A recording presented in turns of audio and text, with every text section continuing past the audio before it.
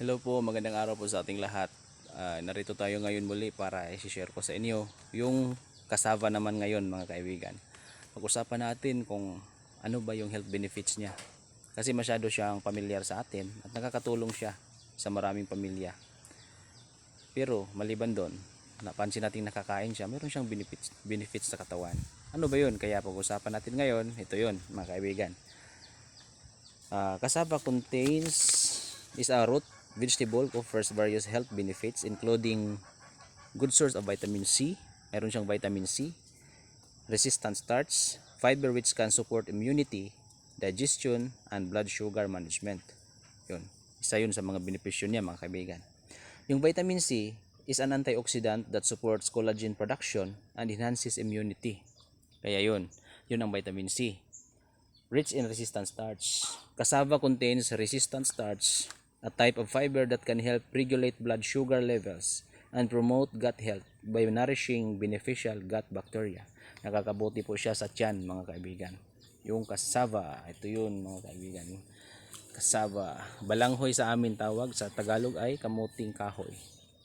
Ito pa, mayroon siyang fiber content. Cassava is a good source of dietary fiber which is important for digestive health and can help with feelings of fullness and satiety. Yun, dietary fiber. Pag kumain tayo ng cassava, feeling natin busog tayo pa. Hindi tayo kain ng kain. Kaya yun, sa mga nagpapapayat, nakakatulong ang cassava. Mayroon siyang potassium. Cassava contains potassium which is important mineral that helps regulate blood pressure and fluid balance. Yun, potassium. Kaka-regulate siya ng blood pressure and fluid balance. Other nutrients. Cassava also contains other nutrients such as copper, magnesium, zinc, and folate. Yun, yung magnesium na yan, nakakatulong yan sa pag-regulate ng blood pressure mga kaibigan. Energy source. Cassava is a good source of carbohydrate, providing energy for the body. So nakaka-provide din siya ng energy. May aid weight loss. Cassava's high fiber and resistant starch content can contribute to feelings of fullness, potentially aiding in weight loss or weight management. Kasi busog tayo, feeling natin busog tayo. Kayong nakakataba kasi yung kain ng kain. Pero pag kumain tayo ng cassava, feeling natin busog, tagal gutumin. Kaya yun, hindi tayo tataba mga kaibigan. Ito pa, may improve digestion. Cassava's resistant starch can balance intestinal flora and improve digestion. Yun, nakaka-improve siya ng digestion mga kaibigan. Nakakatulong siya para mabuti yung pagtunaw ng pagkain sa tiyan natin.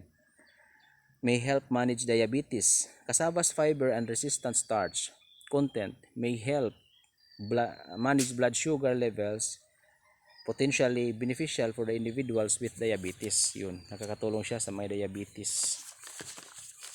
Yung diabetes kasi nakukuha din yan sa sobrang pagkain ng mga matamis at yung carbohydrates na galing sa rice. Kaya mas mabuti pa kamuting kahoy or cassava mga kaibigan. May reduce the risk of metabolic syndrome. Ito yun, isa din yun ito sa benepisyo ng cassava. Cassava's artificial profile or nutritional profile may contribute to a reduced risk of metabolic syndrome, which is a cluster of conditions that increase the risk of heart disease, stroke, and type 2 diabetes. Nakakatulong siya sa may mga heart problem mga kaibigan. Yun. At saka sa type 2 diabetes. Ito pa, may provide wound healing. Ito yun ay dahil sa vitamin C. Because vitamin C in cassava supports collagen production which is important for wound healing. Nakakagamot siya ng sugat mga kaibigan. Ito pa, may prevent malnutrition. Cassava can be valuable food source in regions where other staple foods are scarce, helping to prevent malnutrition. Yun sa mga lugar na mahirap. Nakakatulong siya kasi puno siya ng nutrients. Kahit ganyan lang yan, nakakatulong yan. Kahit mahirap yung iba, kahit balanghoy or cassava lang yung kinakain, malakas pa rin sila dahil maraming ang nutrients ang cassava. May support healthy weight maintenance. Cassava's fiber content and resistant starch can help with satiety and blood sugar control, potentially supporting healthy weight maintenance. Potassium in cassava may help regulate blood pressure, may support healthy weight maintenance. Yun. Napakahalaga ng cassava mga kaibigan. Pero mayroon na akong paalala ha. Kasi madalas sinasabing nakakalason ng cassava. Bakit nga ba? Oo, totoo yun. Ito ang dahilan mga kaibigan. Because cassava contains chemicals that can cause certain paralysis conditions.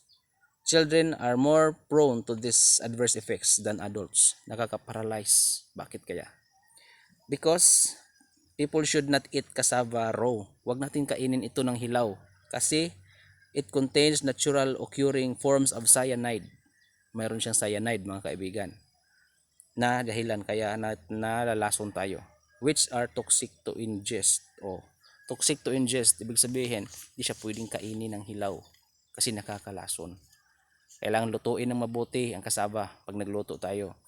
Wag nating sabi pa nga yung kahoy, dapat yung kahoy talaga na malakas yung apoy para lutong-luto siya. So yun lang muna sa ngayon mga kaibigan. Sana nakapag-share ako ng konting kaalaman at magandang araw sa ating lahat. Paki-follow po ng ating channel. Salamat ng marami. God bless.